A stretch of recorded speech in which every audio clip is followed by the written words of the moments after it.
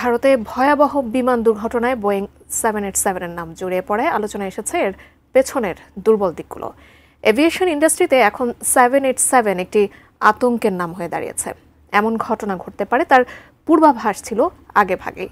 এটি দীর্ঘ ভ্রমণ, কম জ্বালানি ব্যবহার এবং উন্নত যাত্রী সেবার জন্য প্রশংসিত হলেও প্রযুক্তিগত ও কাঠামোগত সমস্যা এর গতি বারবার থামিয়ে দিয়েছে।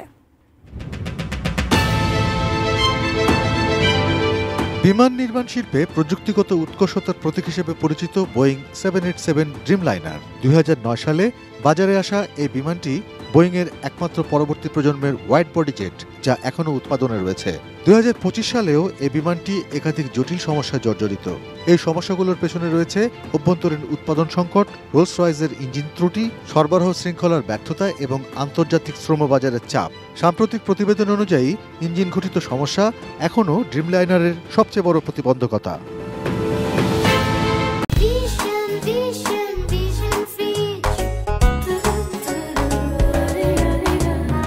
এ কারণে একাধিক এয়ারলাইন্স যেমন British Airways, air New Zealand, ANA, Vietnam airlines তাদের 787 বহরের বড় অংশ গ্রাউন্ডেড করে রাখতে বাধ্য হচ্ছে।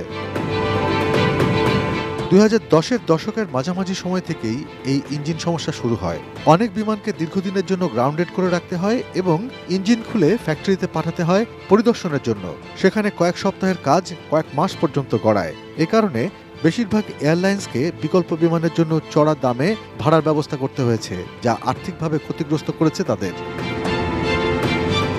এক দশক পেরিয়ে গেলেও এই সমস্যা পুরোপুরি কাটেনি। 2024 সালের শেষের দিকে আবার নতুন করে একই ধরনের ইঞ্জিন ঘাটতির মুখে পড়ে বিশ্বব্যাপী 787 পরিচালনাকারীরা।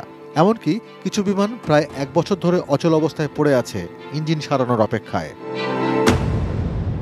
এছাড়া রাশিয়া ইউক্রেন যুদ্ধ, যুক্তরাষ্ট্র চীন বাণিজ্য উত্তেজনা এবং কাঁচামালের দাম বৃদ্ধির ফলে পুরো শিল্পটি এখন এক ধরনের চাপের মুখে পড়েছে।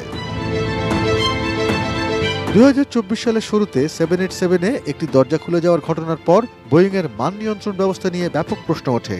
একদিকে ইঞ্জিন সমস্যা, অন্যদিকে মান নিয়ে সংশয়। সব মিলিয়ে 787 সিরিজ অনেক সময় সংবাদ শিরোনামে উঠে এসেছে নেতিবাচক কারণে।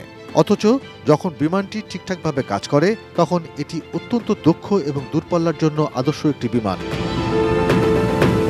বর্তমানে ভারতের জাতীয় বিমান সংস্থা এয়ার ইন্ডিয়ার বহরে রয়েছে মোট 33টি বোয়িং 787 ড্রিমলাইনার, যার একটি আহমেদাবাদে বিধ্বস্ত হয়েছে।